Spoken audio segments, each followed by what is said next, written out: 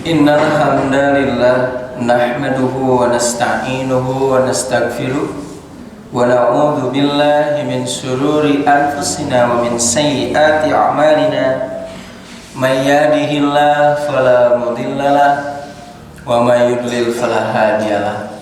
Ashhadu an la ilaha illallah wa ashhadu anna Muhammadan abduhu wa rasuluhu, amma ba'du. Hadirin yang dimuliakan oleh Allah Subhanahu wa taala, pada kesempatan kali ini sangat berbeda sekali. Kenapa? Karena saat ini kita dalam keadaan saum. Yang biasanya mengaji di bulan-bulan sebelum Ramadan hanya sekedar mengaji saja. Tetapi saat ini kita mengaji dalam keadaan saum. Karena itu akan berbeda kondisi pahala, demikian pula ganjarannya.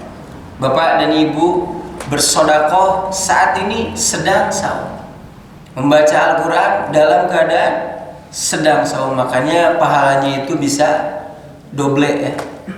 Apa doble itu Bu? Double. Karena memang begitu. Jadi Quran mengatakan kutiba alaikumusiyam. Kutiba itu artinya diwajibkan. Pada asalnya kutiba itu artinya adalah dari kataba, menulis. Kalau menulis itu artinya apa? Menggabungkan satu huruf dengan huruf yang lain. Nah, kenapa saum menggunakan bahasa Arab diwajibkannya itu kutiba? Karena saum itu bisa digandengkan dengan pekerjaan yang lain. Ibu sedang saum bisa masak? Bisa. Sedang saum bisa ke pasar? Kalau sedang sholat? Tidak bisa. Sambil masak? Ke pasar? Sholat gagaro uyos? Uyos? Kayak hari gagaro pekerjaan sholat sana? Tuh, jadi uyos tuh? Tuh kayaknya gak ada ibu.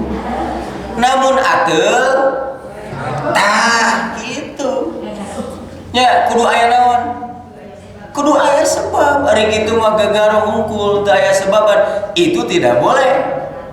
Emang Ustaz aya gitu gagaro henteu teu aya.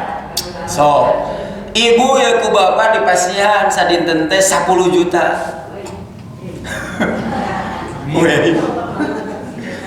Ibu teh balanja dibalanja kentan 10 juta teh CF 8 juta. Berarti seberapa juta deui? 1 juta kan? Terus si ku bapak teh diteres, "Bu, aya angsulana jual gagaro we ibu teh ja." Kayak gagaro dirinya atuh sanes. Sanes bingung. Bingung naon? Teu dipasihkeun da aya angsulan. Dipasihkeun da tuh nya cie.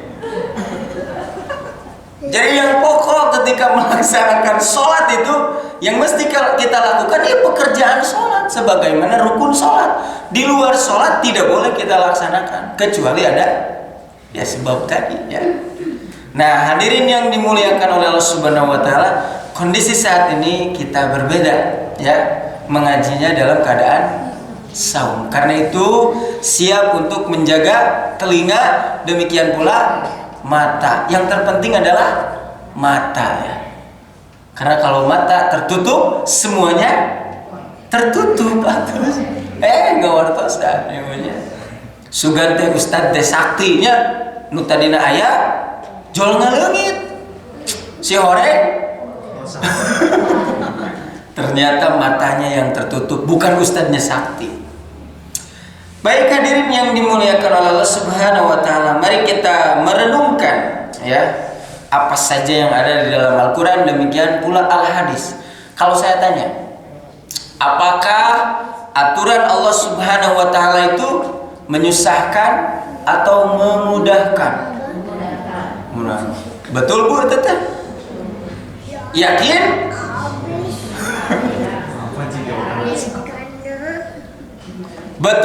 Betul, memudahkan, tidak menyusahkan. Demikian pula, apakah aturan Allah Subhanahu wa taala itu memaslahatkan atau membinasakan? memaslahatkan. Ketika aturan Allah dianggap sulit, berarti yang berkaitan yakni terhadap orang, keimanannya itu seperti apa, akan terasa sulit, berat kalau imannya tidak ada dalam artian kafir, atau imannya yang kusuk dalam keadaan kurang. Ketika imannya kuat dan sempurna, tidak akan mungkin meyakini bahwasanya agama itu menyulitkan. Demikian pula, tidak akan mungkin bagi orang yang keimanannya sempurna dianggap bahwasanya agama atau aturan Allah itu menyusahkan, membinasakan, mohon maaf, tetapi pasti memaslahatkan. Logikanya seperti ini. Bukankah kita itu diciptakan oleh siapa? Oleh Allah. Apakah Allah Subhanahu wa Ta'ala mengetahui kondisi apa yang dibutuhkan, kemudian yang mesti dilakukan oleh manusia? Tahu tidak? Tahu. Jangankan manusia saja, manusia satu jenis, bahkan Allah Subhanahu wa Ta'ala maha mengetahui.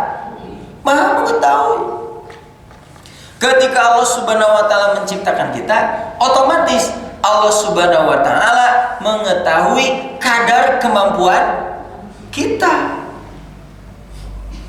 Tidak akan mungkin seseorang gitu ya menciptakan sesuatu, kemudian orang ini tidak tahu akan apa yang diciptakannya.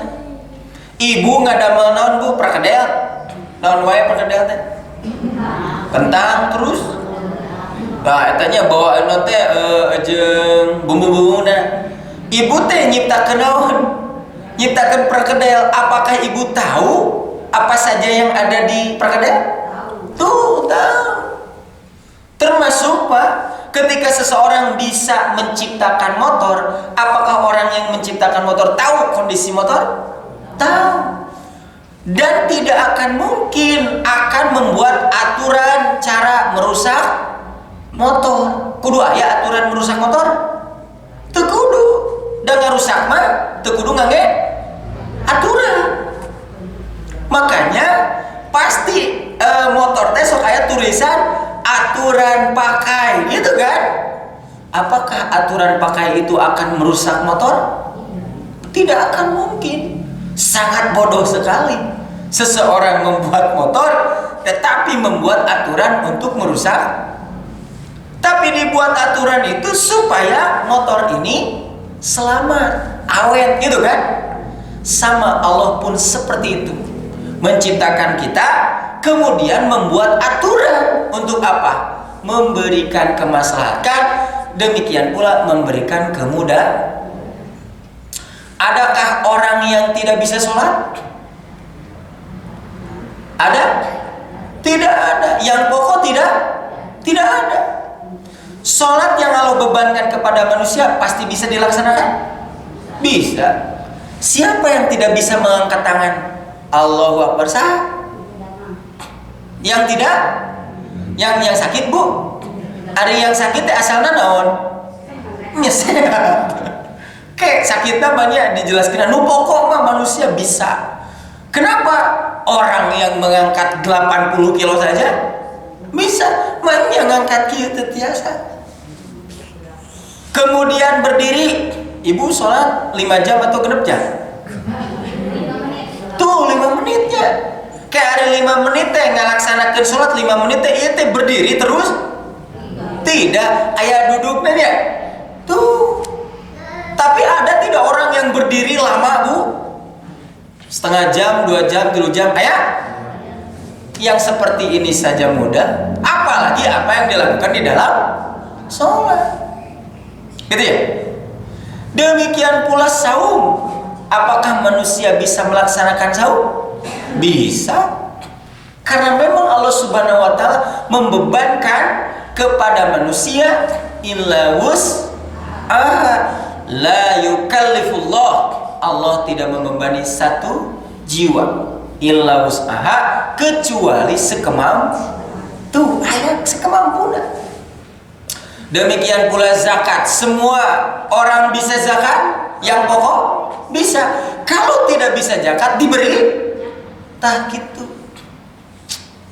Tapi aneh ya Pak Bu, ketika orang tidak mampu berzakat gitu ta. Terus ke orang tadi pasihan zakat nyarekan eta. Nah, ngahina cenah emangna urang teu mampu, nya sok atuh ari mampu mah. Tuh gitu jelas kan ya. Demikian pula ibadah haji. Tetap ada apa? Ada pengikat. Diwajibkan bagi orang yang mampu. Jadi ari aturan Allah teh aya nu berat? Tidak ada. Karena Allah Subhanahu wa taala membebani satu jiwa itu berdasarkan kemampuannya. Dan istimewanya hadirin yang dimuliakan oleh Allah Subhanahu wa taala, sebelum Allah membebani kepada manusia perintah dan larangan, maka Allah Subhanahu wa taala menyempurnakan dulu yang namanya fasilitasnya. Jadi fasilitas manusia sebelum diberikan tuntutan untuk beribadah disempurnakan heula. Apanya? Buminya, langitnya, air, apa saja yang dibutuhkan oleh manusia. Tos lengkap baru silakan untuk berwudu. Jadi bapak dan ibu itu disuruh berwudu, bukan menciptakan air wudu. Ketika manusia disuruh untuk berwudu bisa? Caina ayat tuh. Ayat anggota wuduna. Tuh, sudah kan, sudah ada ya. Ketika manusia disuruh untuk bersujud, buminya ada tempat bersujudnya? Sudah ada. Punten, ieu teh namanya ta'ar, keningnya sudah ada? Sudah ada. Jadi ketika Allah menyuruh untuk bersujudlah kamu, kela ya Allah punten ieu ta'ar can aya. Pernah gitu? Jadi hadirin yang dimuliakan oleh Allah Subhanahu wa taala, kalau kita mau pikirkan, kira-kira kita tidak taat kepada Allah, cik alasana kudu kumaha? Alasana kudu kumaha namun kurang teu taat ka Allah. Kalau misalkan memiliki alasan saat ini, sok badamikeun heula. Bisi salah ke dipayeuneun. Nah itu Pak. Ya fasilitas yang Allah Subhanahu wa taala ciptakan lengkap. Kemudian perintah dan larangan yang dibebankan kepada manusia mudah. Lalu bagaimana alasannya untuk tidak taat kepada Allah? Gitu ya. Apalagi hadirin yang dimuliakan oleh Allah Subhanahu wa taala, manusia itu adalah makhluk yang diogo. Tahu diogo? Dimanja oleh Allah Subhanahu wa taala itu. Apa buktinya? Semua yang di muka bumi ini diberikan untuk siapa? Manusia. Wa ja'ala alladzi khalaqalakum ma fil ard. Allah adalah yang menciptakan apa yang ada di muka bumi silakan bagi kamu.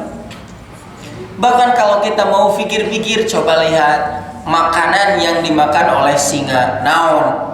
Dagingnya. Demikian pula yang dimakan oleh kambing apa? Rumput. Belum pernah terfikirkan oleh singa hoyong ngaraosan jukut. Seandainya daging teh naik hargana Bu, singa teh ngeluh. Yang nyobaan jukut. Atau misal kambing bosen kunaon?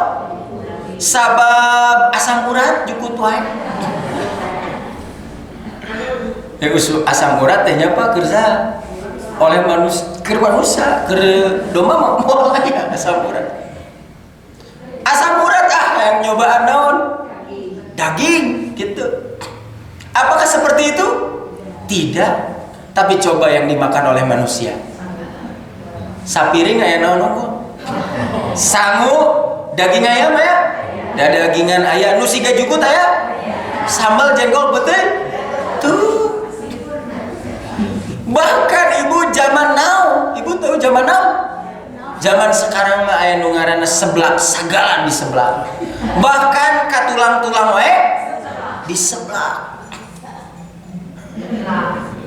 Seblak tulang. Bapak Ibu makan seblak tulang eta jin ngaulang we. Kacida mah coba. Saraka cenah kadaharan urang.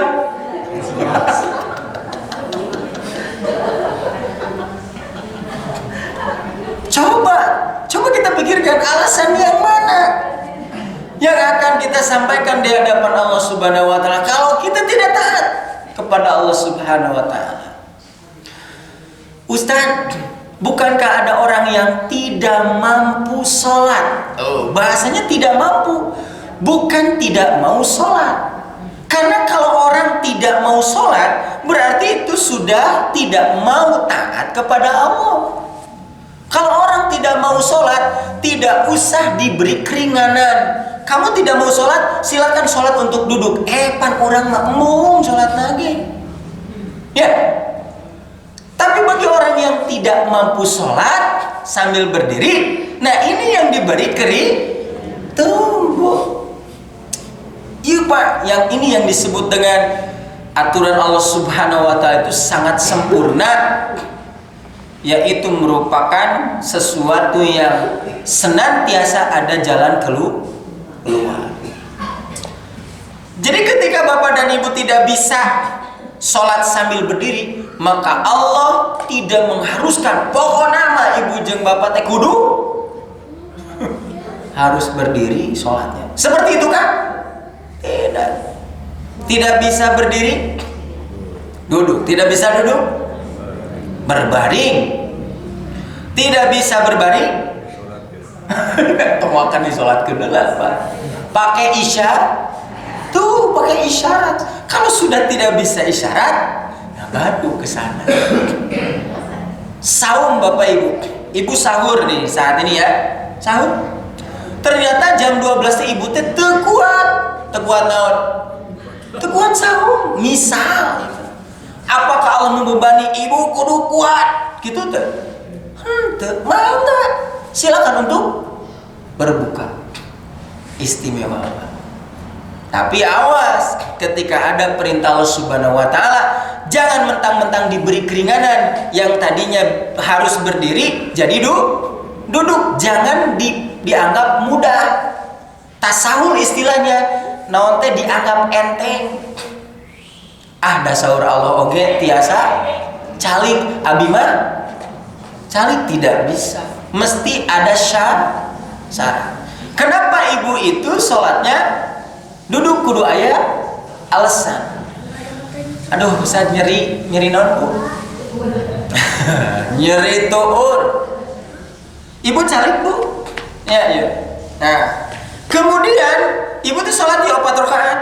4 rakaat sholat wajibnya, dan sholat sunat memangga bade calik oge teu naon sholat sunat. Ibu imam nya tarawehan, sholatna berdiri, Ibu mah calik mangga teu sawi. Teu aya alasan oge mangga calik ngan nilaina beda jeung era usaha. Ta eta pampangna mah. Ari mampu berdiri ya, meskipun pahalanya itu berbeda. 4 rakaat Ibu teh dina rakaat kahiji teh berdiri. Kemudian di rakaat kedua, nyeri Ibu. Tah Ibu teh mangga dina rakaat kedua teh jadi calik. Tong kieu. Pan urang tadi di awal berdiri berarti kudu henteu teh kitu. Nah, di rakaat kedua Ibu duduk. Dan ternyata di rakaat kedua menuju rakaat ketiga geningan nyerina teh leungit atanapi nyerina teh ical. Maka pada saat itu Ibu dan Bapak harus berdiri lagi. Seperti itu. Jangan mentang-mentang nyeri ada kagok, tidak bisa. Termasuk hadirin yang dimuliakan oleh Subhanahu wa taala, selain daripada yang namanya perintah, maka ada yang namanya larangan. Larangan pun silakan Bapak dan Ibu untuk dilanggar. Ya. Silakan untuk dilanggar. Tetapi harus ditanyakan kepada siapa? Hati Bapak dan Ibu. Bukankah ketika kahutan ibu teh ya, kahutan ya, camping misal, awas jangan disengaja gitunya, urang bekelna seeutik we, urang ngasaan naon daging babi gitu ta, di naon ayeuna teh direncanakeun, tidak boleh seperti itu. Maka mesti semaksimal mungkin perbekalan ini, begitu kan? Semaksimal mungkin perbekalan ini. Maka ketika berangkat ke sana, kemana? Ke hutan. Maka pada saat itu di sana itu kehabisan yang namanya perbekalan. Pada saat itu kalau misalkan bapak dan ibu tidak memakan yang namanya daging babi, maka akan wafat berkaitan dengan jiwa. Maka oleh Allah Subhanahu wa taala silakan pamanit turro ghairu bagin wala adi. Maka barang siapa yang terkena madarat, jadi madarat itu jangan direncanakan, tidak direncanakan yang namanya madarat itu. Tidak tahu ya Pak, datang tiba-tiba. Begitu ya? Datang tiba-tiba.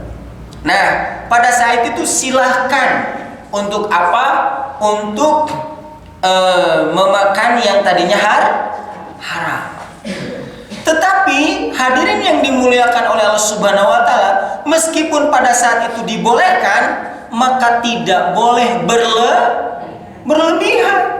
Maka pada saat itu misalkan nyawa kita terancam, kemudian makan daging babi ya, makan daging babi, terus lapar nate leungit, ibu sudah kenyang, maka pada saat itu sudah tidak boleh diteruskan.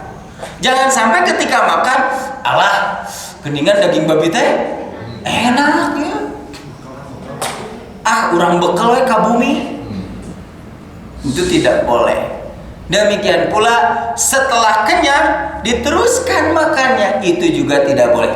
Makanya ada pengikat juga ketika kita dalam keadaan madarat. Famaniturra, siapa yang mengalami yang namanya madarat ghairoba bagin, tidak boleh ada keinginan.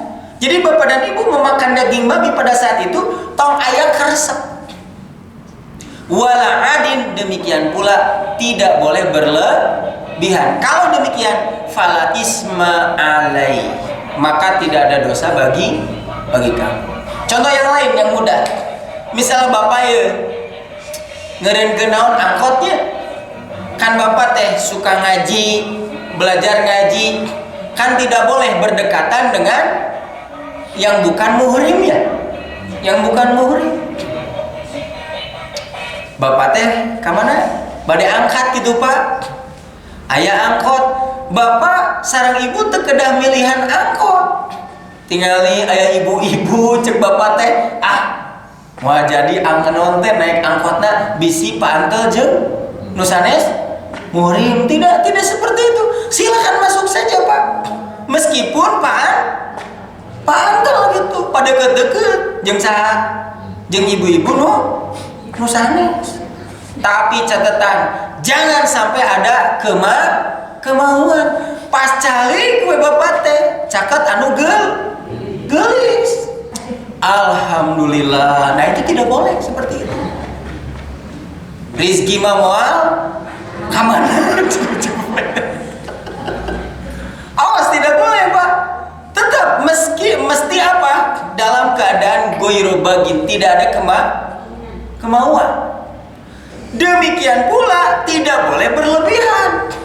Padahal bapak teh tempat tujuan sudah sampai, tapi da ieu mah mumpung tidak boleh seperti itu. Karena itu siapa yang tahu bahwa dirinya itu tidak ada kemauan, bahwa dirinya itu tidak melampaui batas, tidak ada yang mengetahui kecuali dirinya. Jadi tentang agama Islam, istabti nafsaka, silahkan tanyakanlah dirimu sendiri. Mangga terus ke. Apakah kita termasuk orang yang tidak mau? Apakah kita termasuk orang yang kena madarat? Itu kan ya. Hal ini tidak bisa ditanyakan kepada yang lain. Maka diri pribadi inilah yang mesti menjawab. Karena itu Bapak dan Ibu, tahukah yang halal dan yang haram? Tahu. Bolehkah yang haram dilanggar? Boleh, silakan. Silakan, alasannya harus mangga, kudu jelas alasan. Karena alasan itulah yang akan dihadapkan, disampaikan di siapa? Di hadapan Allah. Karena itu hadirin yang dimuliakan oleh Allah Subhanahu wa taala, agama yang Allah turunkan kepada Nabi Muhammad SAW, aturan Allah Subhanahu wa taala yang kita laksanakan sungguh tidak menyulitkan. Demikian pula tidak membinasakan, bahkan sebaliknya memudahkan dan menyelamatkan. Demikianlah, mudah-mudahan besar manfaatnya. Insyaallah di kesempatan yang akan datang kita akan bertemu kembali bagaimana kita memahami berkaitan dengan agama kita, bukan mengenali. Jadi karena Islam tong dikenali hunggul, tetapi dipahami Islamnya. Ketika sesuatu dimengerti, sesuatu dipahami, maka akan semangat melakukannya. Betul? Ketika seseorang berbisnis, icalan ibu, namun icalana kaharti diteruskan mohon. Tuh diteruskan ya, gara-gara naon? Kaharti. Sama agama Islam pun seperti itu. Harus dimengerti biar semangat untuk mengamalkan Islamnya. Demikian aku qouli hadza wa astaghfirullah li wa lakum. Wassalamualaikum warahmatullahi wabarakatuh.